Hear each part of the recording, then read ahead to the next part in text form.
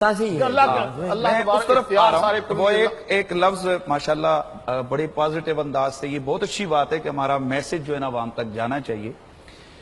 ہم بھی اللہ کے حبیب کو جو حاضر اور ناظر سمجھتے ہیں، میں جملہ عرض کر رہا ہوں، وہ اللہ کی عطا سے سمجھتے ہیں. جس طرح رحمان اور رحیم اللہ ہے، رحیم اللہ ہے، رؤوف اللہ ہے، کلیم اللہ ہے، حسیب اللہ ہے، ظاہر اللہ ہے، لیکن باطن اللہ. کوئی بھی مسلمان ابھی اپنے گھر میں قرآن مجید کو اٹھائیں اور جہاں رسول اللہ کے صفاتی نام آخر میں لکھیں تو وہاں پر وہ دیکھیں گے کہ یہ ساری صفتیں اللہ کے رسول کے لیے بھی ہیں. واللہ رؤوف بالعباد لقد جاءکم رسول من انفسکم عزیز علی ما عنتم حریص علیکم بالمؤمنین رؤوف الرحیم. اب اللہ بھی رحیم ہے، نبی بھی رحیم ہے. اللہ بھی رؤوف ہے، نبی بھی رؤوف ہے. اللہ بھی رب ہے، اور یہ صفت حضرت یوسف علیہ السلام نے اپنے عزیز مصر کے لیے بھی استعمال کی. سورہ یوسف میں 2 مقامات پر یہ صفت ہے رب، یہ غیر اللہ کے لیے. اور ہمارے لیے اللہ تعالیٰ قرآن سورۃ الدہر میں فرماتا ہے انا خلقنا الانسان من نطفۃ امشاج نبتلی فجعلناہ سمیعا بصیرا. اب هو السمیع البصیر، اللہ بھی ہے اور ہمیں بھی بنا دیا. اس کا مطلب یہ ہے جو صفات اللہ میں ہیں ان کا ماننے کا معنی اور مفہوم اور ہے، اور وہی صفات اگر مخلوق میں مانی جائیں گی تو ان کے ماننے کا معنی اور ہے. جب اللہ کے لیے یہ صفات مانی جائیں گی تو یہ معنی ہوگا کہ اس کی صفات ازلی، ابدی ہیں، قدیم ہیں اور اس کی ذاتی ہیں. اور مخلوق میں چاہے وہ نبی ہو، چاہے وہ ولی ہو، چاہے وہ غوث قطب ابدال ہو، اس کو جو بھی صفت عطا کی ہے وہ اللہ نے عطا کی ہے. اگر اللہ رحیم ہے تو ذاتی طور پر، نبی رحیم ہے تو عطائی طور پر، اللہ تعالیٰ اگر سمیع ہے تو ذاتی طور پر، اور نبی میری بات تھوڑی پلیز، اگر نبی اگر رحیم ہے تو وہ عطائی طور پر. اسی طرح اگر اللہ حاضر و ناظر ہے وہ ذاتی طور پر، اور نبی اگر حاضر و ناظر ہے اسے اللہ نے یہ طاقت عطا فرمائی ہے. یعنی ہم جب نبی کے لیے مان رہے ہیں خدا کی عطا سے مان رہے ہیں. تو جب خدا کی عطا سے ہم نے نبی، دیکھیے ہمارا یہ بھی عقیدہ ہے کہ ہم جہاں بھی ہوں ملک الموت کو پتا ہوتا ہے کہ کون کس وقت کس کی موت آ رہی ہے، وہ پہنچ جاتا ہے. اب یہ جو ملک الموت کو طاقت ہے یہ اللہ نے عطا فرمائی ہے. اور رہ گیا علم کا مسئلہ، یہ بھی یاد رہے کہ علم ذاتی، ازلی، ابدی، قدیم یہ خدا کی صفت ہے. علم ذاتی، ازلی، ابدی یہ خدا کی صفت ہے. اور ہمارا یہ نظریہ ہونا چاہیے مسلمانوں کا کہ نبی ہو یا ولی، جن ہو یا فرشتہ، اس کو جو علم عطا کیا ہے وہ رب نے عطا کیا ہے. اور ہمارے نبی کو کتنا عطا کیا؟ علمت علم الاولین والآخرین. حضور فرماتے ہیں لوگوں مجھے اولین کا علم بھی خدا نے عطا فرما دیے، آخرین کا علم بھی عطا فرما دیا. تو یہ حضور کی صفات ہیں. میرے خیال میں ہمیں یہ پازیٹیو گفتگو ایک میسج چلا گیا. اور میں اس میں ڈاکٹر صاحب ایک بات یہ بھی عرض کر دوں کہ ہم جس معنی میں مانتے ہیں نا، جس طرح امام جلال الدین سیوطی نے رسول اللہ کو دیکھا، جاگتے ہوئے دیکھا. میرا ایک سوال ہے کہ مصر میں امام سیوطی ہیں، حضور کو انہوں نے دیکھا اور یہ ایکسپٹڈ بات ہے، دیکھا. اور اسی طرح حضور بہت سارے کرامات بھی قائد اعظم کی مثال اور میں عرض کروں کہ دارالعلوم دیوبند میں تشریف ہے، جیسے بزرگوں نے وہ کہتے ہیں جی ہمیں دیکھا. میرا سوال یہ کہ وہ کیسے آئے؟ کہ جب آپ میرا دیکھیے نا پلیز، میں بات کو، میرے خیال میں ہمارا یہ وہ نہیں ہے، اسٹیج نہیں ہے. اسی طرح ہزاروں ایسے واقعات ہیں کہ حضور سید کونین کو دیکھا گیا. مثلا ایک شخص کو درود پڑھتا تھا، حضور نے اس کو بوسہ دیا تو سرکار نے فرمایا تو درود پڑھتے ہے منہ قریب کر. اس نے شرم کے مارے کہ میں گناہگار، اس نے اپنا رخسار قریب کیا. جب وہ جاگا تو مولانا زکریا فضائل درود میں لکھتے ہیں 1 ہفتے تک اس کے رخساروں سے خوشبو آتی رہی. اب یہ خوشبو کا آنا یہ خاصہ رسول ہے. اب سوال یہ کہ اگر روح میں، دل میں پیار ہے اور خواب میں رسول اللہ نے اگر بوسہ دے دیا تو یہ خوشبو کہاں سے آئی؟ حضور ایک جنگل سے گزرے، وہاں سے خوشبو آئی، اور یہ واقعہ بھی مولانا زکریا نے لکھا. تو اس طرح یعنی ہمارا یہ مطلب ہے کہ ہم ہر وقت حضور کو یہاں جسمانی طور پر نہیں مانتے اور نہ مان سکتے ہیں. یہ بات میں کہہ رہا ہوں، نہ مانتے ہیں اور نہ مان سکتے ہیں کہ حضور ہر وقت یہاں اس طرح ہیں. ہم اگر ان کو مانتے ہیں روحانی طور پر ہر وقت مانتے ہیں، اپنے تصرف کے ساتھ مانتے ہیں. اور اگر کسی اپنے گنہگار امتی پہ کرم کرنا چاہیں تو آپ کو اللہ نے وہ روحانی طاقت اور تصرف عطا کی ہے کہ آپ وہاں پر جا سکتے. ایک تو بات یہ ہے کہ شیخ الحدیث مولانا محمد زکریا صاحب آپ کی فضائل درود کے آپ نے حوالہ دیا ہے، وہ مکتب علماء دیوبند سے تعلق رکھتے تھے۔ میں یہ چاہتا ہوں کہ ہم ان تمام باتوں کو جو مشترکات ہیں جی بالکل ان پہ گفتگو کریں، اور ایک دوسرے اب یہ کہنا کہ فلاں مانتا ہے اور فلاں نہیں مانتا، یہ غلط ہم نے بات تو کہا بھی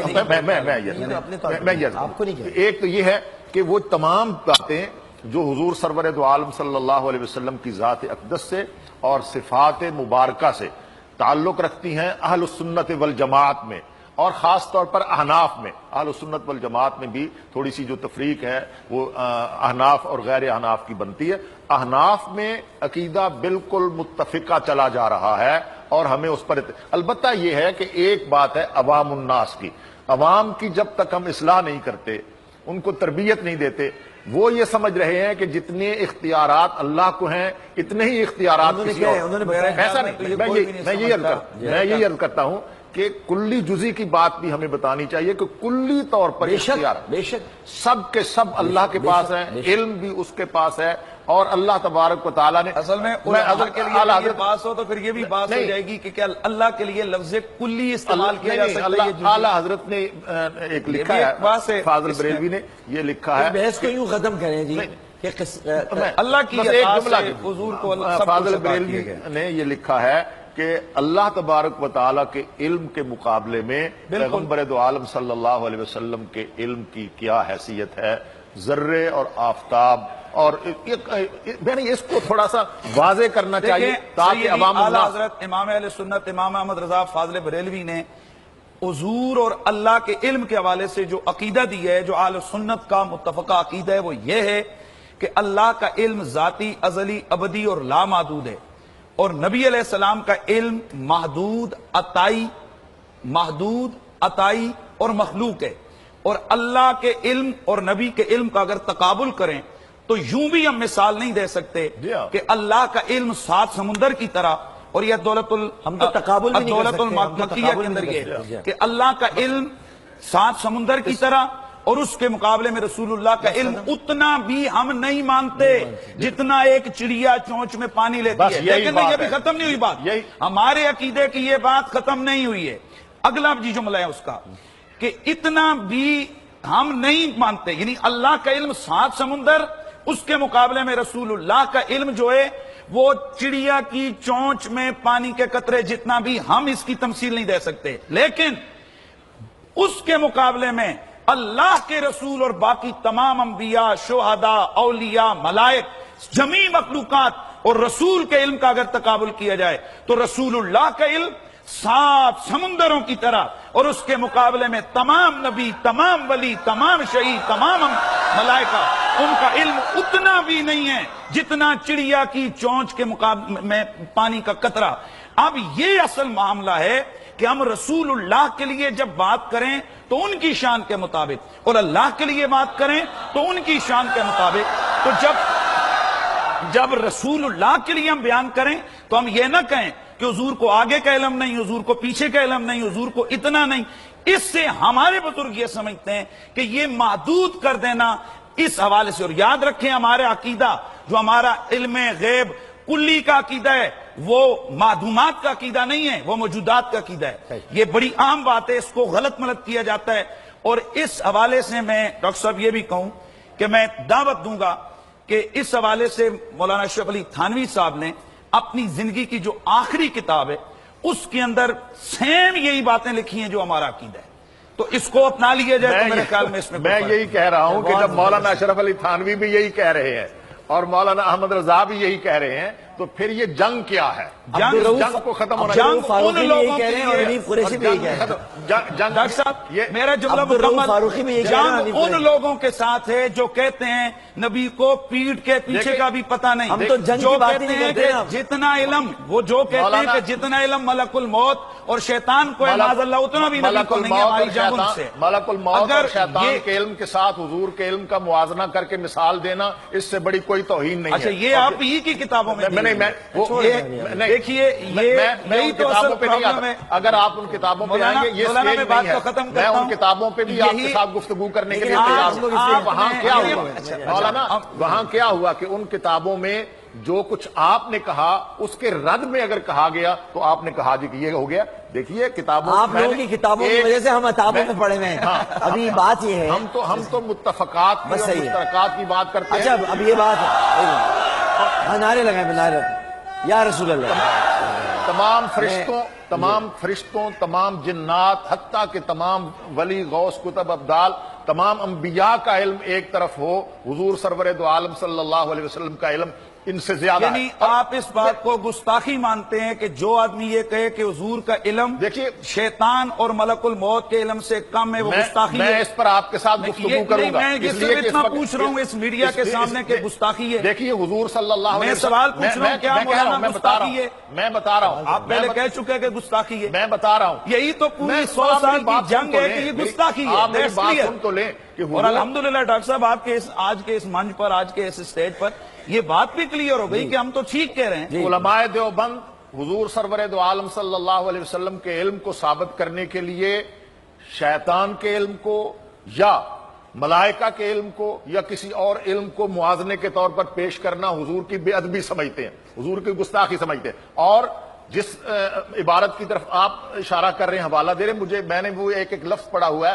اللہ کے فضل و کرم سے ایسی کوئی بات نہیں ہے. وہ آپ کی ہی ایک کتاب اور عبارت کا جواب دیتے ہوئے وہ کہا گیا جہاں تک تعلق ہے سرور دو عالم صلی اللہ علیہ وسلم کی ذات کا, صفات کا, وہ علم ہو, حسن ہو, جمال ہو, تقوی ہو, ہر اعتبار سے یہ بات طے ہے کہ ساری کائنات کا علم کم ہے, پیغمبر کا علم زیادہ ہے, اور پیغمبر دو عالم کا علم کم ہے, اللہ کا علم زیادہ. بے شک سبحان اللہ.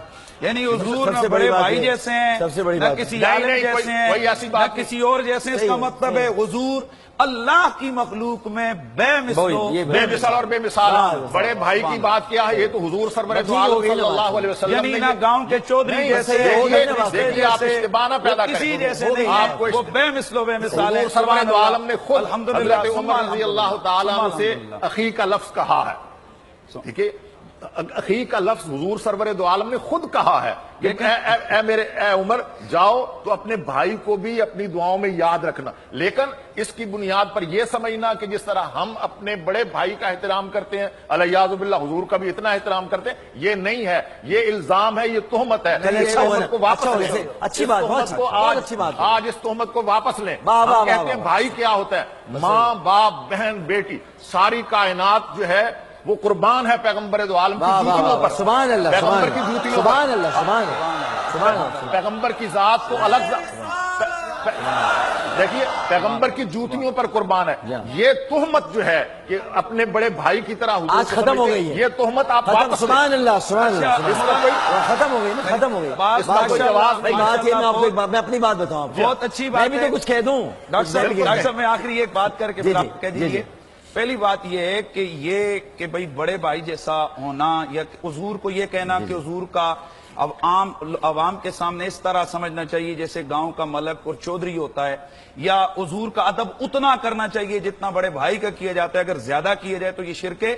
یہ عبارات میں موجود ہے. ماشاءاللہ آج مولانا نے کہہ دیا کہ یہ چیز اگر کوئی کہے تو وہ گستاخی ہے, اگر کوئی یہ کہے تو وہ گستاخی ہے.